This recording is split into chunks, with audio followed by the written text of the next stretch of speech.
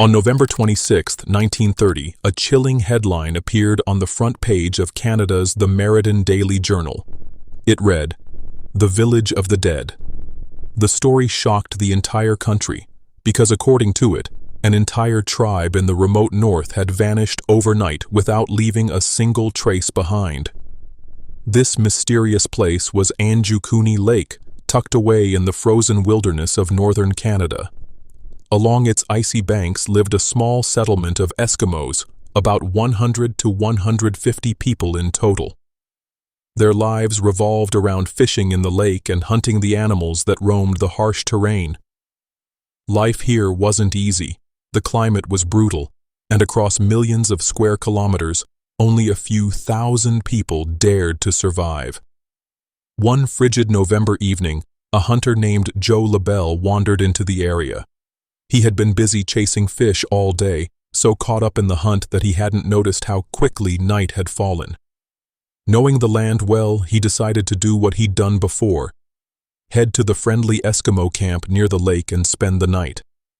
The tribe was known for welcoming travelers, often offering warmth, food, and shelter in this unforgiving wilderness. But when Joe LaBelle reached the settlement that night, what he found would go on to become one of the strangest and most haunting mysteries in Canadian history. So, with his gear packed, Joe LaBelle began walking toward the settlement near Anjukuni Lake. It was a bright, moonlit night, but something immediately felt wrong. The land was eerily quiet, too quiet.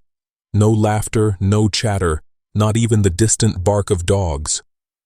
The only sound Joe could hear was the crunch of his own boots in the snow. This wasn't normal. Joe had visited the village before, and usually, long before reaching it, he'd hear signs of life: children playing, dogs barking, the everyday noises of people. But tonight, the silence pressed down on him like a weight. As he drew closer, he finally spotted the outlines of the settlement. A few huts still had thin trails of smoke curling into the night sky as if fires were burning inside. Relieved, Joe thought perhaps everyone was simply asleep. But the silence nagged at him, so he quickened his pace.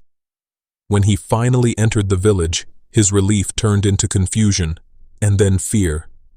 The entire settlement was empty, not a single villager in sight, no children, no elders, no dogs, nothing. And yet, some fires were still smoldering, as though they had been left unattended only moments ago. Joe stepped inside one of the huts, expecting to find someone, anyone. But it was empty. He checked another, and then another. Every home abandoned, meals left half-prepared, belongings untouched. It was as if the entire tribe had simply stood up and vanished into thin air. Joe LaBelle could have turned back that night, ignored what he saw, and left the village behind. But there was something here that wouldn't let him walk away. Inside some of the homes, pots of food still sat on the fire, burnt black, as if they had been left unattended hours earlier. Someone had been cooking dinner, but never returned to eat it. In another hut, he noticed sewing work left unfinished, a needle still stuck in the fabric, as though the woman working on it had simply dropped it mid-stitch and vanished. It was as if life in the village had stopped in the middle of an ordinary evening. Disturbed, Joe began searching the rest of the settlement. That's when he discovered something even more unsettling. The tribe's sled dogs were still tied to their posts, but all of them were dead, starved to death despite the fact that food had been left nearby. The Inuit never abandoned their dogs. In this unforgiving wilderness, dogs were family, survival itself. For them to be left behind like this was unthinkable. And then Joe noticed something else: a freshly dug grave in the snow, but with no marker, no name, and no explanation. The soil was disturbed recently, yet there was no sign of who or what it had been meant for. By now, Joe was gripped with fear. Every instinct told him that something terrible, something unnatural had happened here. Fires left burning, food abandoned, dogs tied and left to die, and an entire community of over 100 people gone without a trace. Unable to take it any longer, Joe rushed out of the silent camp and made his way to the nearest telegraph office. He had to report what he had seen, because whatever happened at Unexplained Lake was beyond anything he could explain. From the telegraph office, Joe LaBelle contacted the Royal Canadian Mounted Police and reported everything he had witnessed.